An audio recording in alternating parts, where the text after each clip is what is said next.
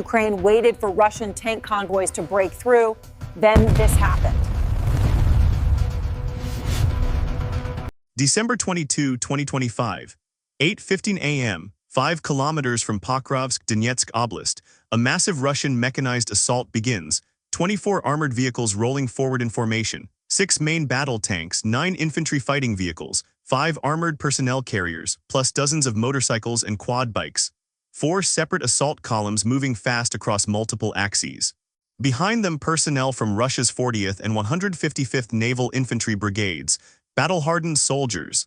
Their mission: smash through Ukrainian defenses, take Pokrovsk, break the front wide open. Russian commanders expect speed and mass to overwhelm defenders. Hit hard, break through, exploit the gap. Classic mechanized doctrine: armor leads, infantry follows, artillery supports from behind. The assumption is simple: enough force applied fast enough will crack any defensive line. But what Russian command doesn't know is that Ukrainian defenders are already watching, already locked on target, already coordinating fires. What happens next will last exactly 100 minutes. And when it's over, the Russian assault will be completely destroyed. Why does this massive assault matter so much? Because by December 2025, Pokrovsk has become the most critical battle in the entire war. Russian forces have been hammering this sector for months. They've captured Vuhledar in October, Kurikov in late December. They're closing in on Pokrovsk from 3 directions: east, south, and southwest. If Pokrovsk falls, the entire Ukrainian defense across Donetsk Oblast collapses, supply lines cut, artillery positions exposed, everything breaks. Pokrovsk is more than just another town. It's the logistics hub for Ukrainian forces across eastern Donetsk. Roads and rail lines converge here. Lose it and Ukrainian forces lose the ability to sustain operations across hundreds of square kilometers. Russian forces know this. That's why they're throwing everything at it. Here's the bigger pattern. Throughout late 2025, Russian mechanized assaults have been getting destroyed at catastrophic rates.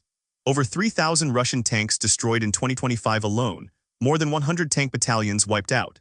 In November alone, Russia lost 307 tanks, nearly 10 tank battalions, $450 million in equipment, gone in 1 month.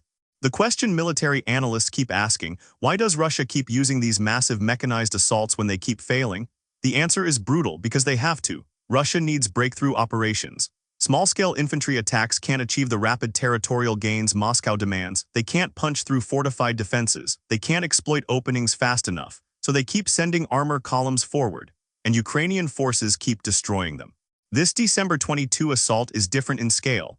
24 armored vehicles in 4 columns. This isn't a reconnaissance probe. This isn't a small raid. This is a full battalion-level mechanized assault. The kind of operation supposed to punch through defenses and exploit the breakthrough deep into enemy territory. If Ukraine can stop this, they prove something critical: modern mechanized warfare doesn't work the way it used to. To succeed, the Ukrainian defense had to be perfect. Ukrainian forces had been tracking Russian movements on the Pokrovsk axis for weeks. By December, patterns were clear. Russian columns used the same approaches, same roads, same assembly areas, predictable, fatal. The defensive position near Ryazan village was chosen with precision. Approaches funnel through narrow corridors, limited maneuver room. Classic kill zone. Ukrainian forces positioned artillery within range. Drone teams set up observation. FPV operators prepped strike drones. Anti-tank units moved into concealment. Everything coordinated. This is the transparent battlefield. Ukrainian drones patrol constantly. Commercial quadcopters, military reconnaissance UAVs. When Russian forces assemble, Ukrainian command knows within minutes. Drones relay coordinates, artillery plots fire missions. By the time columns start moving, the entire defensive system is activated. Ukrainian forces studied how Russian mechanized assaults work. Lead vehicles set pace. Command platforms control coordination. Support vehicles carry infantry who will dismount. Each vehicle type has a specific role. Take out the right vehicles at the right moment and the formation collapses. Minefields were precisely positioned where drones predicted vehicles would channel, not scattered randomly, carefully placed based on terrain analysis. The terrain becomes a weapon. Narrow roads force tight formations. Tree lines provide cover for defenders while exposing attackers. Every element exploits Russian doctrine. The coordination is what makes defenses lethal. Artillery doesn't fire randomly. They wait for drone teams to mark positions. FPV drones don't waste batteries. They loiter near predicted routes. Anti-tank crews stay hidden until the perfect moment. This integration between drones, artillery, and ground forces is unprecedented. Russian forces had learned too. They weren't sending convoys down open highways. Combined arms, infantry on motorcycles and quad bikes scouting ahead, armored vehicles providing fire support. The 24-vehicle assault represented Russia's attempt to overwhelm defenses with pure mass. 4 columns attacking simultaneously. Theory: Ukrainian forces can't respond to everything at once. Ukrainian commanders knew this assault was coming. Drone reconnaissance spotted the assembly. They watched vehicles move into staging areas. The question wasn't if, it was when. The answer would come in 100 minutes. At 8:15 a.m., the Russian assault launched. 4 columns, 24 armored vehicles spread across multiple axes. The plan: hit fast, overwhelm Ukrainian positions before they can coordinate a response.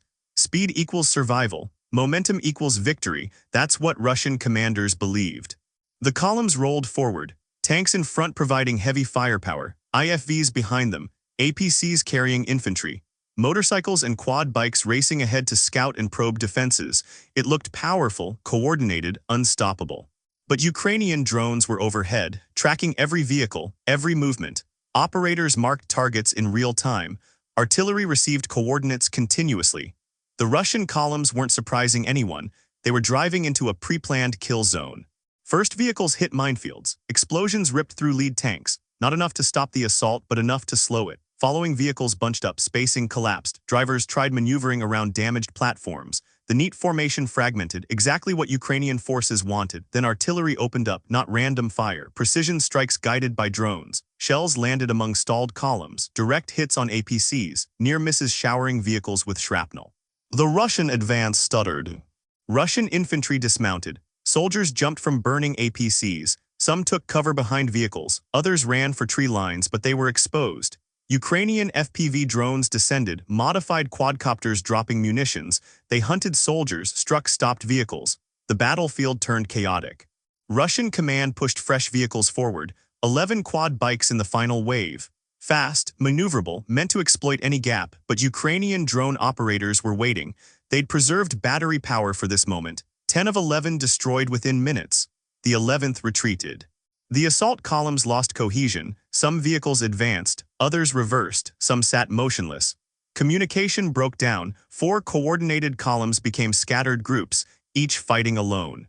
This is where Russian doctrine failed. The plan assumed speed would carry them through contact.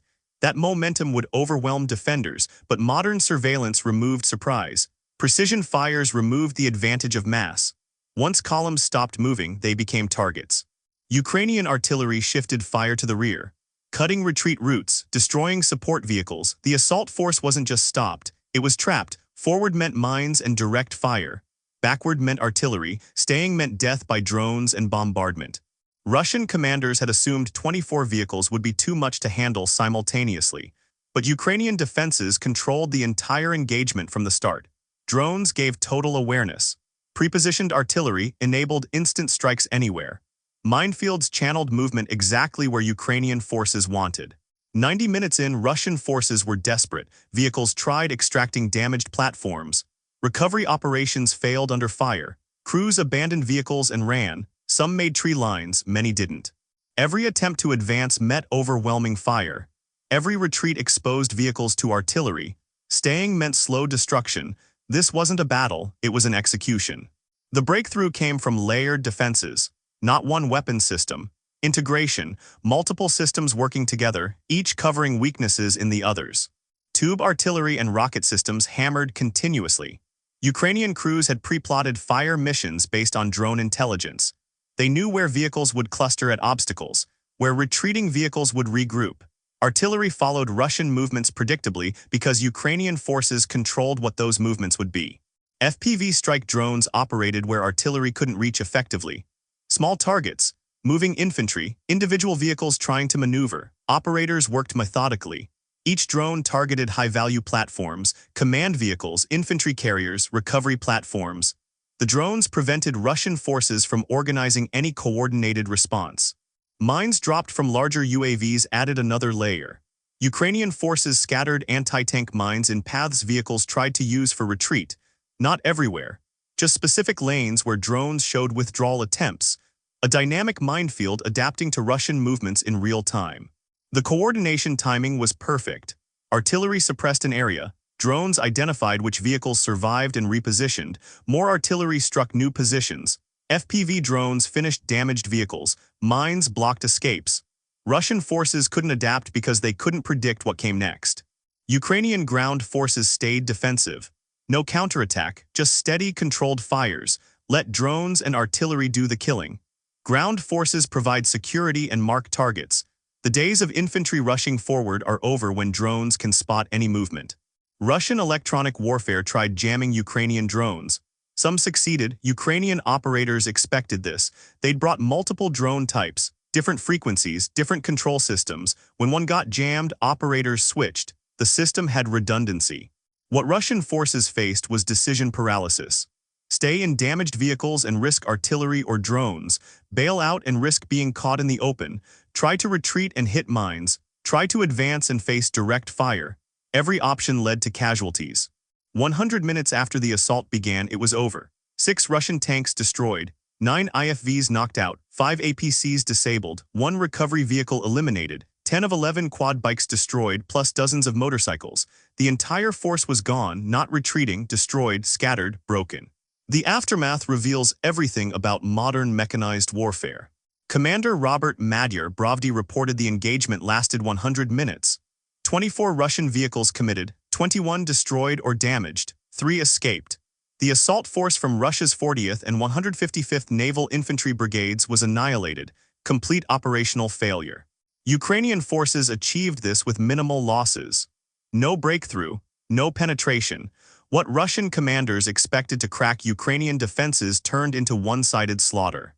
The implications go beyond one engagement. Throughout December 2025, Russian forces have been suffering catastrophic armored losses. They're running out of operational tanks.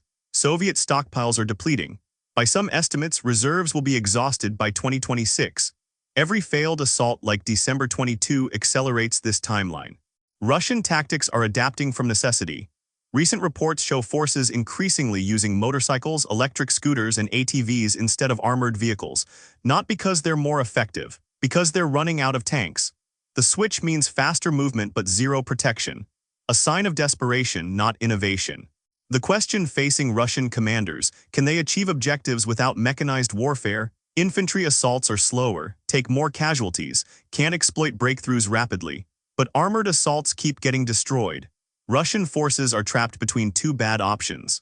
For Ukraine, December 22 validates their defensive evolution. They've built a system that doesn't rely on matching Russian numbers. Drones provide transparency, artillery provides firepower, mines provide obstacles. Coordination multiplies effectiveness. Small Ukrainian units defeat much larger Russian formations by controlling the battle space rather than contesting it directly. This matters for NATO planners. The transparent battlefield is real. Commercial drones make concealment nearly impossible. Precision fires make massed formations suicidal. Electronic warfare can disrupt but not eliminate drone networks. Lessons from Pokrovsk will reshape how Western militaries think about armored warfare. December 22 was Russia's attempt to force a decision through mass and speed. Everything Russian doctrine says should work. It failed completely because Ukrainian forces had evolved beyond reactive defense into predictive destruction. They didn't wait to see where Russians would attack. They shaped where Russians could attack, then destroyed them there. This engagement shows the era of large-scale mechanized breakthrough operations may be over. Not because tanks are obsolete, but because modern surveillance and precision fires have made concentrated armored formations impossibly vulnerable. The side that can see everything and strike anywhere wins. Russian forces learned this December 22, 24 vehicles destroyed in 100 minutes. The assault never had a chance, not because Ukrainian forces were stronger, but because they controlled the battle space so completely that Russian strength became irrelevant. So here's the question. If you were planning the next Russian assault, knowing what happened December 22, what would you change? How do you overcome defenses that see everything, strike everywhere, and coordinate instantly? Share your thoughts. For more analysis of modern warfare, the tactics that work and those that fail, hit like, subscribe, turn on notifications. Because lessons from Ukraine aren't about one war. They're about how all future wars will be fought. The fields near Pokrovsk are quiet now, burned vehicles documented, wreckage cataloged, but tactical lessons will echo for years. Modern warfare rewards transparency, coordination, and precision. It punishes concentration, predictability, and mass. Ukrainian defenders proved that December 22. They waited, they watched, they coordinated. And when 24 Russian vehicles rolled forward expecting to overwhelm with speed and mass, Ukrainian forces destroyed the entire assault in 100 minutes. The transparent battlefield isn't coming. It's here, and traditional mechanized warfare is struggling to survive in it.